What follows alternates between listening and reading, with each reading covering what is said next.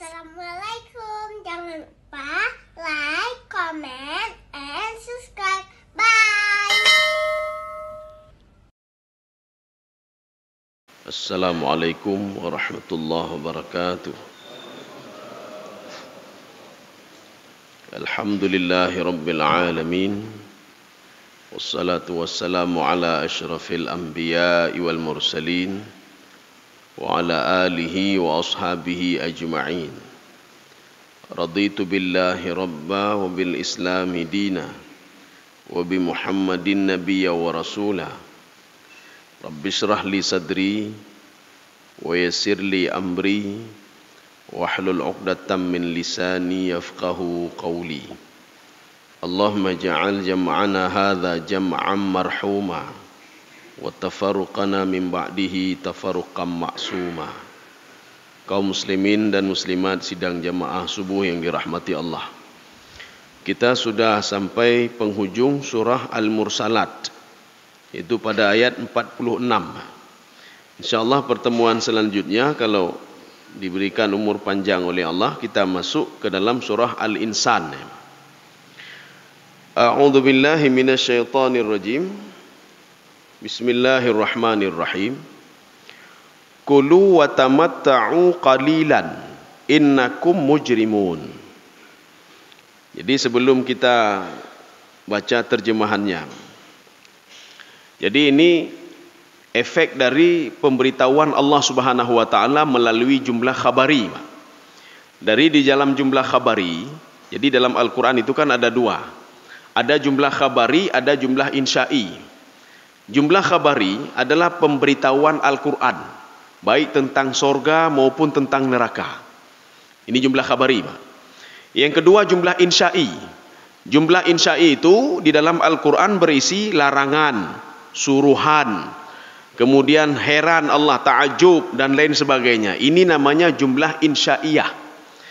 Jadi dari jumlah khabariyah yang sudah diberitahukan sebelum ayat 46, bagaimana seorang kalau beribadah diberikan rahmat Allah dan dimasukkan ke dalam sorga. Bagaimana nikmat sorga. Begitu juga neraka. Seorang yang tidak patuh kepada Allah maka akan diberikan neraka oleh Allah Subhanahu wa taala. Ini ayat ini sebagai penutup. Istilahnya kabeh cara. Ini kabeh cara ini. Sudah diberitahukan pun tidak mau mendengar. Dia diberitahukan oleh Allah dunia ini sementara, nak mau dengar juga. Ya, maka Allah mengatakan kulu wa tamatta'u qalilan. Kulu itu makan dan bersenang-senanglah kalian. Ini walaupun maknanya perintah. Ya, ini kalau di dalam kaidah usul fiqh, al-amru yadullu 'alal wujub. Setiap perintah itu menunjukkan kepada wajib, kecuali ada dalil yang menunjukkan kalau dia tidak wajib. Ya, Mbak. Contohnya mana? Itulah ini, Mbak. Ini kulu wa tamatta'u, walaupun ini perintah amar, tetapi menunjukkan kepada tahdid. Tahdid itu ancaman. Allah mengancam bagi orang-orang, ya ini ada 3 tafsiran, Mbak. Imam Jalalain mengatakan lil kuffar, orang-orang kafir. Kafir yang bagaimana? Kafir yang sudah pernah kita sebutkan di dalam tafsir Al-Qurtubi, Mbak. Apakah dia tafsir ingkar?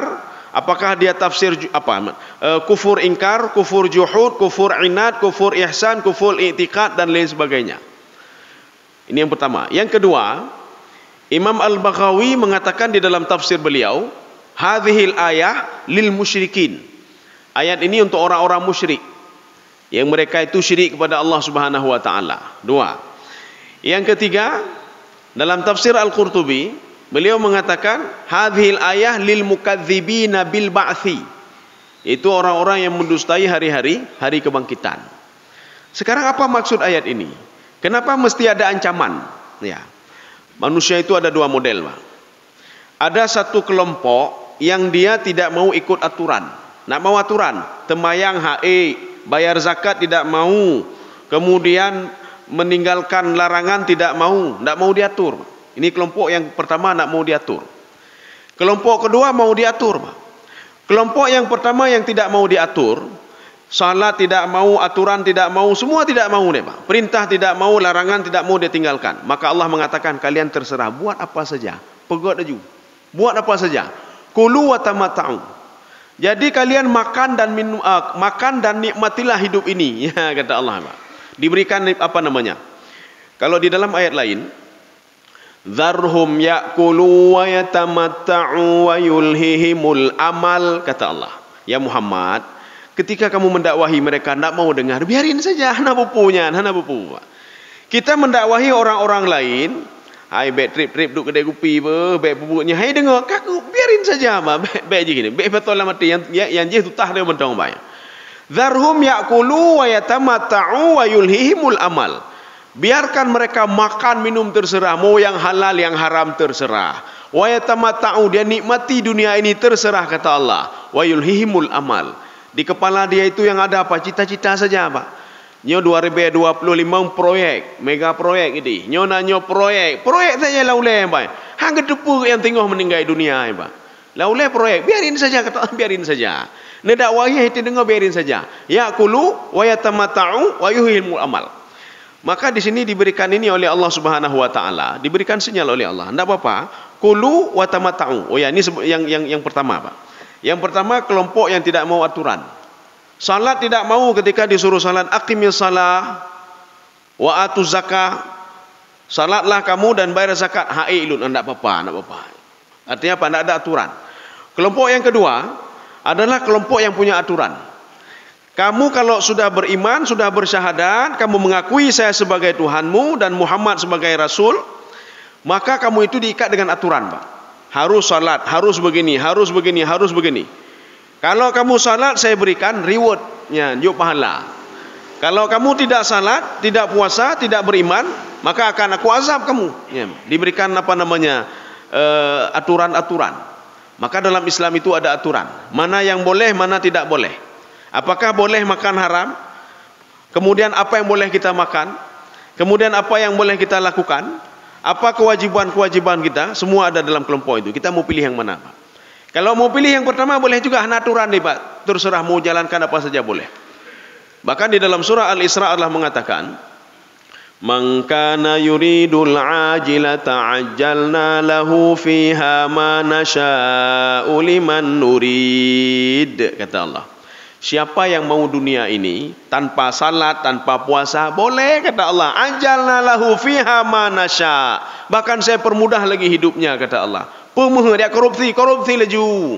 Pemohon pegang mati laju, kata Allah. Ajalna lahu fiha ma nasya. Saya permudah lagi hidupnya. Mau apa kamu? Saya permudah lagi, kata Allah.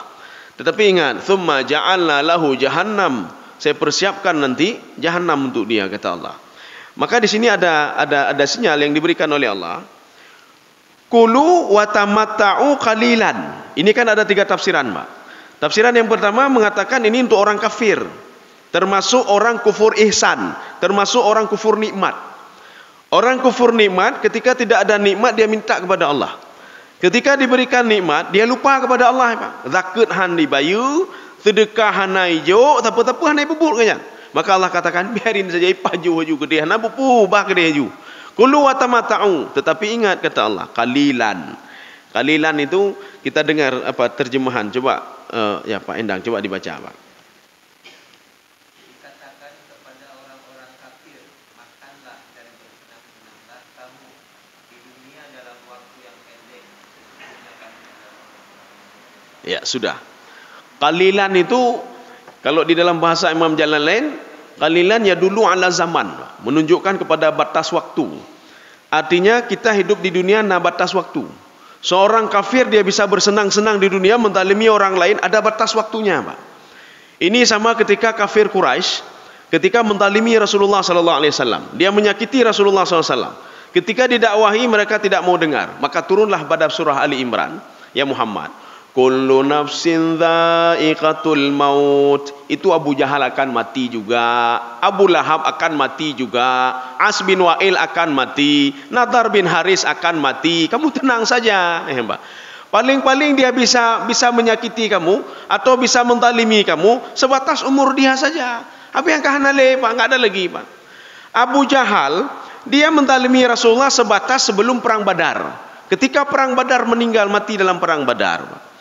Abu Lahab itu sebatas apa? Setelah perang Badar, hana tak pulih habis dia. As bin Wa'il begitu juga, ya, Pak. Bagaimana kayanya As bin Wa'il dan bagaimana As bin Wa'il musyrik kepada Allah dan kufur kepada Allah Subhanahu wa taala.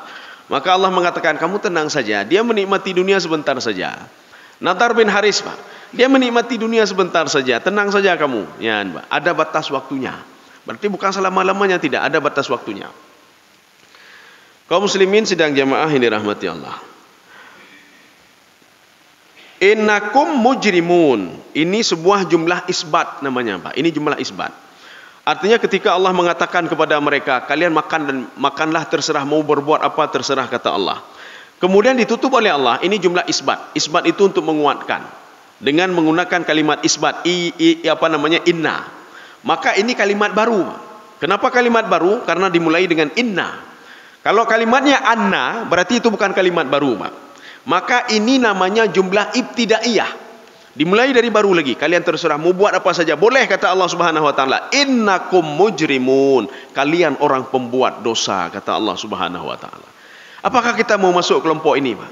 Kalau mau masuk kelompok ini, makan terserah mau buat apa saja, mau korupsi, mau menzalimi orang lain, terserah, tidak ada masalah, kata Allah.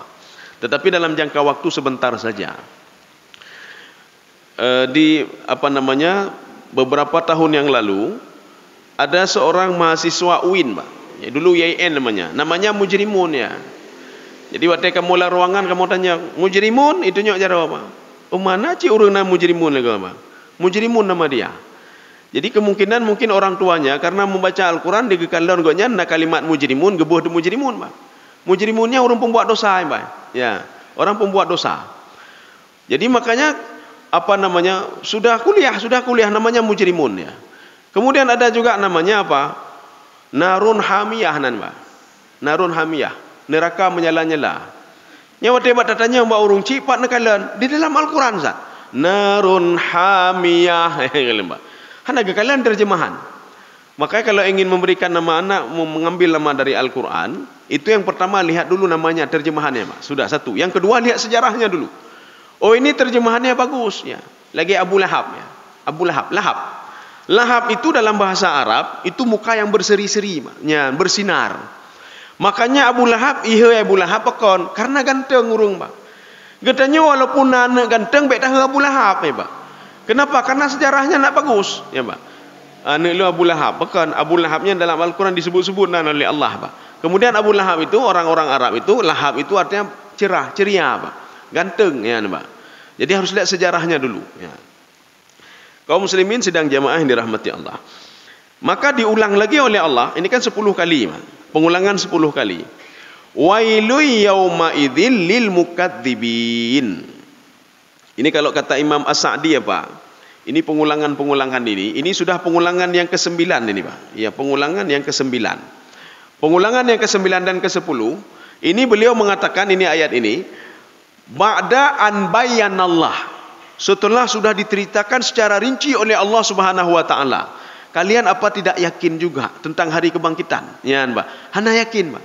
Mana bukti mereka tidak yakin kepada hari kebangkitan? Mentai korupsi ada gop. Mentang icu ada gop. Mentang baju harum. Mentang buat menzalimi orang lain. Orang yang korupsi punya orang lain, dia nak mikir masa depan dia, apa, ya?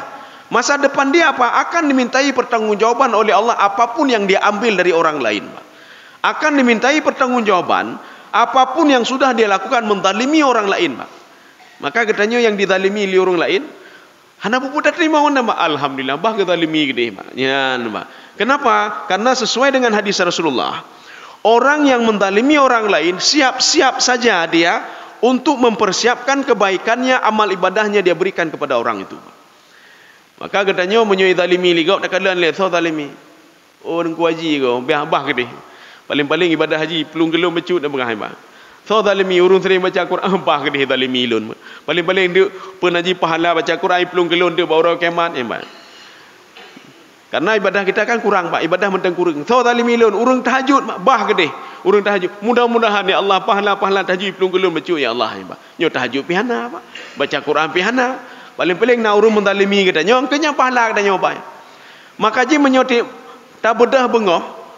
Penaji pak semayang sunat pihana tak pihana tak berdoa apa Allah, ya Allah mudah-mudahan na urung zalimi lu ronyo, ya Allah. benar orang zalimilun.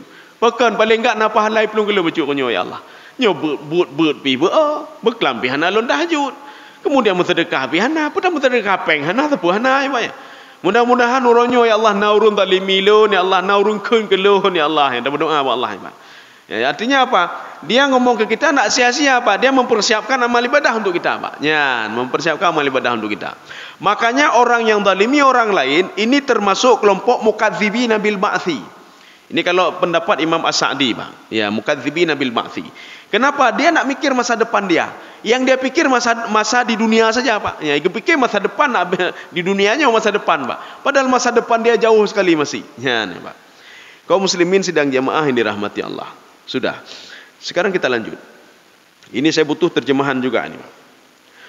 Wa idza qila lahu murka'u la yarka'un. Ya, coba diterjemahkan, Pak. Dan apabila dikatakan kepada mereka, rukulah, niscaya mereka tidak mau. Apa itu maksudnya, Pak? Ini ada dua penafsiran, Pak. Yang pertama, ketika dia dinasihati baik-baik, ini maksud ruku' itu ruku' ini simbol, Pak. Di dalam kajian semiotik, Pak. Ruku' itu simbol seorang patuh dan taat. Ruku' sujud ya. Ruku'lah kamu, patuh, Pak. Maka kalau kita mendakwahi mereka, ada tiga tafsiran berarti, Pak. Tafsiran yang pertama, apabila mendakwahi mereka, ruku'lah kamu, patuhlah kamu. Dia tidak patuh, Pak. Bah ke dia, hai patuh bah ke dia. Hai hanju baju harum, hai dengar bah ke dia, hana bupu, Pak. Kita cuma nasihati saja. Ini satu, Pak. Wa idza qila lahum murka'un la yarka'un. Apabila mereka disuruh tunduk dan patuh, mereka nak mau tunduk dan patuh. Mereka tidak mau mendengar. Satu. Yang kedua, wa idza qila lahum murka'un, ruku' ini kalau di dalam tafsir Zamakhsyari ini namanya majaz mursal alaqah juz'iyah. Seorang itu disuruh ruku' adalah bagian dari salat. Maka ruku' itu Allah nagayu, hai kalian itu hendaklah takbiratul ihram, kemudian baca ini, kemudian ruku', i'tidal, sujud, bagian salat. Itu kan kalimatnya panjang sekali, Pak. Ruku' adalah bahagian dari salat. Ketika kita mendakwahi kepada mereka, hai, ya dah semayang, mari kita salat, la yarka'un, mereka tidak mau salat. Sudah, ini dua. Tafsiran yang ketiga, wa idza qila lahum murka'u, ketika di padang mahsyar nanti, ini perkataan Ibnu Abbas. Ya, Ibnu Abbas yang dekat sekali dengan Rasulullah sallallahu alaihi wasallam ketika kecil, Pak. Ketika umur 9 tahun beliau sudah mengikuti Rasulullah. Ketika umur berapa? 15 tahun. Rasulullah SAW meninggal, tetapi beliau bisa menafsirkan ayat Al-Quran berkat doa Rasulullah SAW kepada Allah Subhanahu Wa Taala. Apa kata Ibnu Abbas? Ini ketika nanti mereka di padang mahsyar, Allah menyuruh irka'u, rukuklah kalian. Jadi maksud rukuk di sini apa? Maksud di situ sujud dan patuh kepada Allah. Ketika disuruh sujud, jadi rukuk di sini yang dimaksud adalah sujud. Sujud mereka tidak bisa sujud. Kenapa? Di dunia hantang ke sujud awaknya, Mbak. Di dunia tak pernah salat dia, walaupun salat sekali-sekali dia salat. Maka ji menyogetannya, hana biasa tak semayang pun aja, semayang malam. Waktu tiga tak semayang, malah kita sakit kiing, sakit kiing, Pak. Apalagi orang yang tidak biasa salat ya, salat 5 waktu hantang ke semayang, Pak. Orang yang enggak pernah salat 5 waktu, dia mualaf atau apa saja, tayu semayang dang di samping nanya. Allahu Akbar. Waktu ruku, mata kita lagi, Pak. Kenapa? Karena dia belum pernah ruku. Ya, nih, Pak. Maka ini simbol kata Ibnu Abbas, orang yang tidak patuh dan taat kepada Allah dan jarang sekali dia salat, apalagi tidak pernah salat, ketika di padang mahsyar dia tidak bisa sujud, nih, Pak. Hancur sujud, nih, Pak. Jadi begini kejadian di padang mahsyar. Ketika itu ada 2 kelompok dibagi oleh Allah. Satu kelompok yang digiring ke neraka, satu kelompok yang digiring ke dalam surga. Orang munafik, itu hojahnya, Pak. Maka orang munafik di dalam tafsir itu disebutkan muzabzabina baina dzalika. Muzabzabin, dia bukan kelompok orang kafir, bukan kelompok orang musyrik, bukan kelompok orang ini orang munafik, Pak. Dan dia juga bukan kelompok orang mukmin. Muzabzabin di antara keduanya, muhtajo, Pak. Maka ketika itu dia faltamisu nuran, dia masuk ke dalam kelompok orang-orang mukmin, ingin mendapatkan cahaya dari orang mukmin. Ketika orang mukmin berjalan, dia jalan juga. Ikanlah 5 malaikat. Hai pu kena wanyan, hai awak dong kedih kelompok je. Kata ini, hai kami menyembah Allah, kata orang munafik tadi, Pak.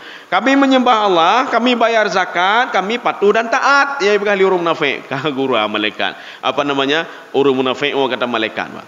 Akhirnya malaikat memancing dia, Pak. Apa kata malaikat?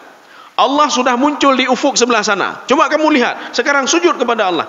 Panena Allahnya nih, Mbak. Allah yang menciptakan langit dan bumi, menciptakan saya, dan bukan itu bukan Tuhan itu. Ya, nih, Mbak. Jadi artinya apa? Dia itu sifat patuh dan taatnya sudah mulai muncul, Pak. Ya, sudah mulai muncul. Akhirnya malaikat mengatakan lagi, coba lihat di depanmu, Allah akan muncul di situ. Panenanya nih, Pak. Itu bukan Allah itu.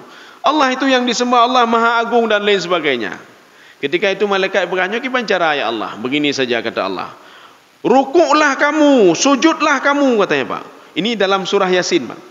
Ketika mereka sujud, wamtazul yauma ayyuhal mujrimun. Jadi di situ nampak ada huruf-huruf pembuat dosa, Pak. Nampak di situ mana orang-orang munafik. Orang mukmin semuanya sujud kepada Allah, mereka tidak bisa sujud, Pak. Kenapa? Karena sembahyang main-main memang, Pak. Salatnya main-main. Kemudian kadang-kadang sembahyang, kadang-kadang tan, itu orang munafik. Ketika ketemu dengan orang mukmin sembahyang, ketemu dengan orang kafir juga beribadah, ya, Pak. Sampai Rasulullah sallallahu alaihi wasallam, ada seorang pemuda namanya Abdullah bin Nabtal, ya. Abdullah bin Nabtal. Ketika dia duduk dengan Rasulullah, nya orang munafik, ya, Pak, ya. Abdullah bin Nabtal. Dia duduk dengan Rasulullah, dia ngomong dengan Rasulullah. Ngomong, ya Rasulullah, ini begini, keimanan begini. Ketika itu fasarafa, dia pergi dan ketemu dengan orang-orang musyrik. Dia menceritakan cerita dia tadi, Muhammad nian. Rupanya Nabi Muhammad diberitahukan oleh Jibril, maknya. Waktu itu apa kata Nabi Muhammad? Tadi sudah datang seorang laki-laki kemari, nian, Pak.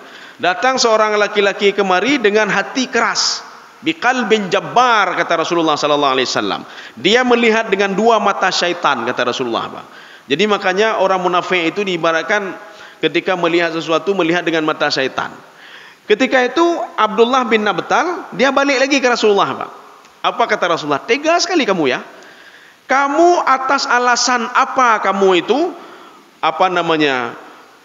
mencemoohkan saya di depan mereka? Oh, hana ya Rasulullah. Lo mutumpah ya Rasulullah. Hana lo kenta pun pegah don, Pak. Idi kelon don bro orang kafir. Di depan di depan orang kafir, orang musyrik, kamu menjelek-jelekkan saya. Tidak ya Rasulullah, saya bersumpah, penuh sumpah don, kata Rasulullah. Celaka kamu, kata Rasulullah sallallahu alaihi wasallam. Ini orang munafik ini, Pak. Jadi makanya wamtazul yauma ayyuhal mujrimun. Kenapa? Karena dia tidak bisa ruku, tidak bisa sujud. Ini tafsiran yang ketiga. Jadi makna wa idza qila lahumurka'u la yarka'un. Ketika di padang mahsyar disuruh sujud, mereka tidak bisa sujud.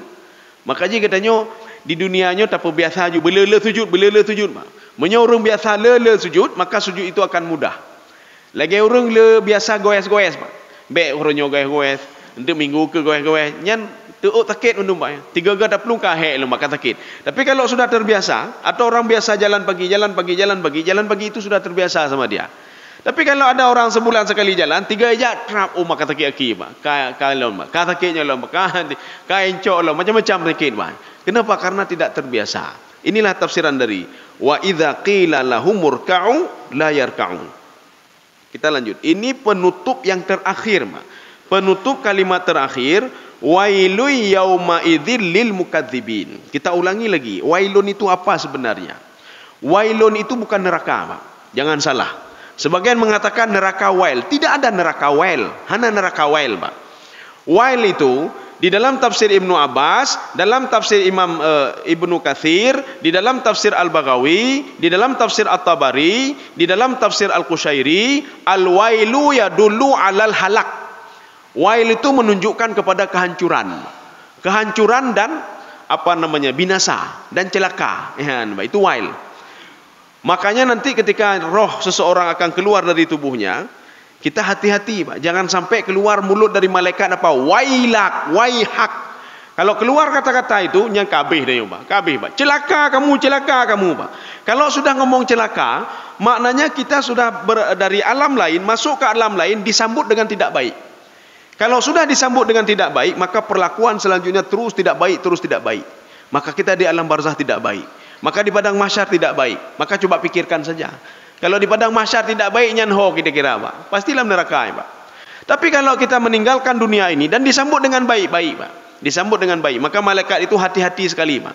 Dan malaikat itu ketika Nabi Muhammad sallallahu alaihi wasallam itu di dalam mimpi beliau ketemu dengan Allah, ya. Mimpi ketemu dengan Allah. Ketika itu Allah mengatakan kepada Nabi Muhammad, "Ya Muhammad, kamu tahu enggak apa yang diperbutkan oleh malaikat di langit?" "Tidak tahu saya, ya Allah, tidak tahu saya." Ditanya lagi oleh Allah, "Kamu tahu enggak apa yang diperbutkan oleh malaikat di langit?" "Tidak tahu." Rupanya salah satunya ketika itu Allah mengatakan, ketika ada seorang mukmin yang meninggal dunia, itu para malaikat yang di langit itu imerpah untuk mengambil roh itu, Pak. Imerpah, Pak. Ya. Salah satunya itu. Jadi kenapa imerpah? Karena dia terkenal sekali, Pak, sama malaikat di langit. Itu rili malaikat di langit. Maka katanya menyedih dalam dunia hana saturi hana pupuk kepu itu rili gawap, Pak. Kepu itu rili gawap, Pak. Apa itu rili waktu meninggal hana saturi rili, Pak. Nya itu rili gawap gara-gara apa? Katanya lepeng, le jabatan, le nyo, le je. Apa itu hana saturi rili, Pak. Tapi kalau itu rili malaikat, udep katanya itu rili malaikat.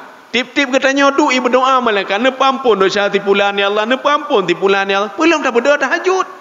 Pulang dah baca Quran, ya, Pak. Ibu doa malaikat, Pak. Kenapa? Karena orang itu dikenal oleh malaikat, Pak.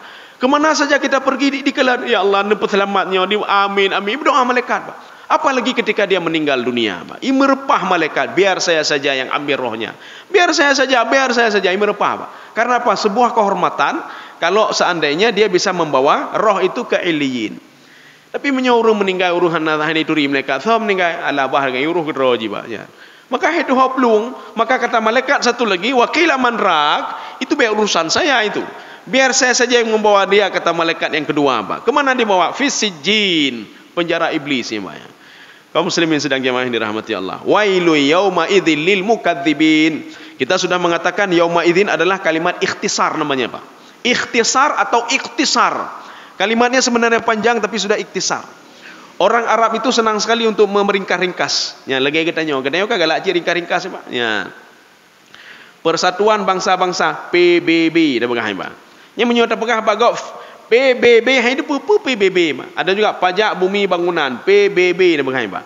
Kita ringkas-ringkas semuanya, Pak. Mandum tak ringkas, Pak. Tinggal tutah dalam pulenya, Pak. Orang Arab meringkas, tetapi kalimat ringkasannya itu tidak hilang, Pak. Yang kedua kagak ada, Pak. Ya, cuma huruf depan-depannya saja. Mereka ini meringkas juga, Pak. Ini yauma idzin. Yauma idzin adalah bentuk kalimat panjang. Yaumun hina ma hadatsa dzalika menjadi yauma idzin. Ketika kejadian itu terjadi, ya, Pak. Celakalah orang-orang yang tidak yakin kepada hari kebangkitan ketika sakratul maut itu terjadi. Celakalah bagi orang-orang yang tidak yakin kepada Allah Subhanahu wa taala hari kebangkitan, tatkala dia dibangkitkan di padang mahsyar, celaka dia, kata Allah. Celakalah bagi orang-orang tatkala dia melihat sendiri bagaimana azab di padang mahsyar sedangkan dia dulu tidak yakin kepada hari kebangkitan. Ini namanya jumlah iktisariyah namanya, Pak. Atau jumlah ihtisariyah namanya. Kalimatnya panjang kemudian diringkas. Ada juga di dalam Al-Qur'an kalimatnya dihilangkan oleh Allah. Dihilangkan. Kemudian apa? Dimunculkan nanti di dalam tafsir, Pak. Ya, contoh lain lagi. Contoh yang dihilangkan. Ada masalah apa namanya? Puasa, ya. Syahrul Ramadan alladzi unzila fihi al-Qur'anu hudan lin-nasi wa bayyinatin minal huda wal furqan. Oh, bukan itu. Ada satu lagi. Alladzi apa? Ya yutiqunahu. Yutiqunahu fidyatun ta'amu miskin. Itu makna yutiqunahu apa kalau kita lihat terjemahan? Bagi yang sanggup hendaklah bayar fidyah.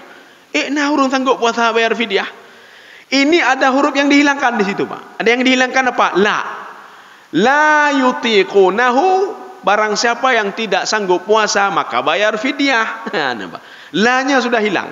Penghilangan la dalam Al-Quran itu ada beberapa lafaz, lebih daripada 4 lafaz dalam Al-Quran yang la-nya dihilangkan. Mana contoh lainnya? Pada surah An-Nisa, akhir daripada surah An-Nisa, sebelumnya cerita tentang pembagian harta warisan. Ketika harta warisan dibagi, untuk apa ada harta warisan? Ya, nampak. Itu dijelaskan kadzalika yubayyinu lakum an tadillu supaya kalian sesat. Nah supaya sesat, Pak.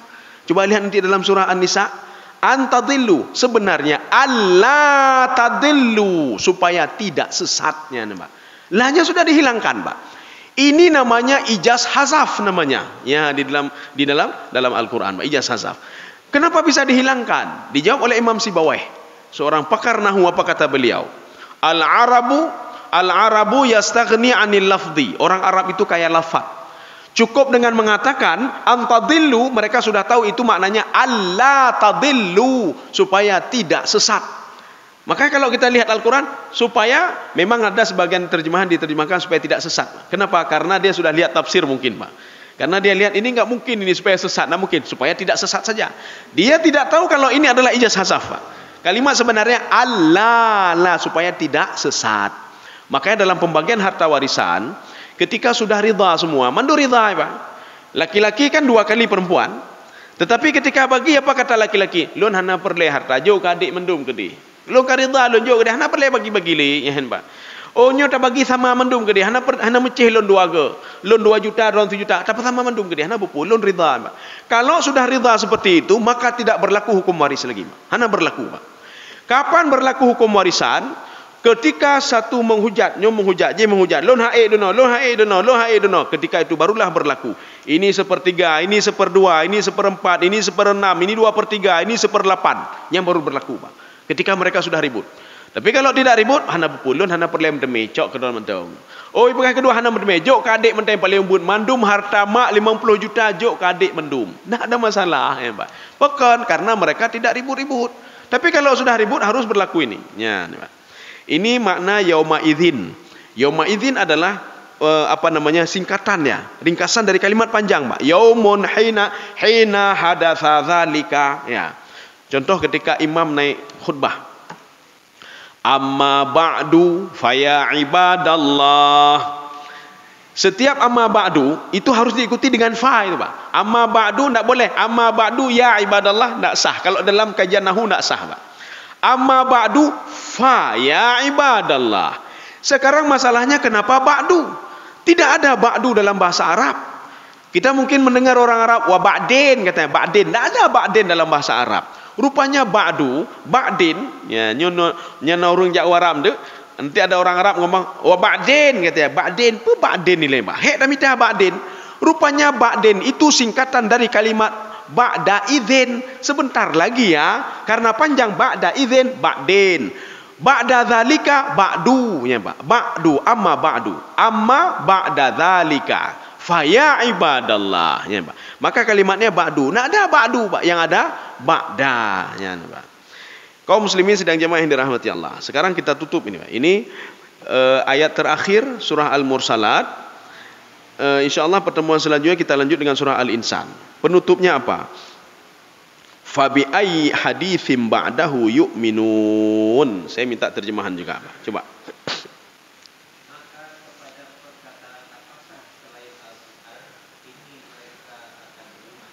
Iya, kalimatnya memang cuma sudah bisa kita pahami, Pak. Fa ini namanya fa ifsah namanya. Fa ini muncul kenapa? Karena Allah sudah menjelaskan secara rinci di belakang. Ini makna fa ifsah, Pak. Karena nanti ada fa ifsah, ada fa jawab, ada fa taqib, ya. Ada fa apa lagi itu? Banyak fa, Pak. Ini salah satunya ini fa ifsah. Ifsah itu apa? Allah sudah menjelaskan di belakang secara rinci sudah dijelaskan. Maksudnya, apakah dengan penjelasan secara rinci saya tadi di belakang, pehanai mau lakai, cik, kata Allah, ya nampak. Apakah saya sudah menjelaskan melalui Al-Quran? Al-Quran itu tidak bisa ini kalian. Ada enggak selain kitab Al-Quran yang bisa membuat kalian yakin hari kebangkitan itu? Ada enggak? Ya kata Allah. Yang menyohana Al-Quran lain, dah kitab lain, dah kitab lain. Taurat adalah bagian daripada Al-Quran. Injil bagian daripada Al-Quran, informasinya apa? Tapi dalam tanda kutip jangan salah kita. Bukan Injil yang sudah dirubah-rubah dan Taurat dirubah, tidak. Jadi maksudnya kitab yang diturunkan oleh Allah dari kitab samawi yang diturunkan kepada nabinya itu adalah bahagian daripada Al-Quran. Jadi Allah ingin mengatakan, ini kalau Al-Quran sudah memberitahukan seperti ini, menyohana nepatih jah na doa pegahli, ya nembaya, hana doa pegahli lun. Maka Allah katakan, fabi ayyi haditsin ba'dahu. Jadi ini omongan Al-Quran sudah ini kan, ada enggak omongan yang lain? Ada enggak kitab yang lain? Ba'dahu yu'minun, sehingga mereka bisa beriman. Dengan cara apa lagi kata Allah? Ya, dengan cara apa lagi? Makanya ini sebagian manusia kan tidak yakin, Pak. Manusia tidak yakin. Oh, hana yakin, hana yakin. Berarti hana yakin meninggal baru yakin, Pak. Ya. Karena Imam Al-Ghazali mengatakan, ya, beda orang hidup dan mati itu dua, Pak. Beda orang hidup dan mati dua.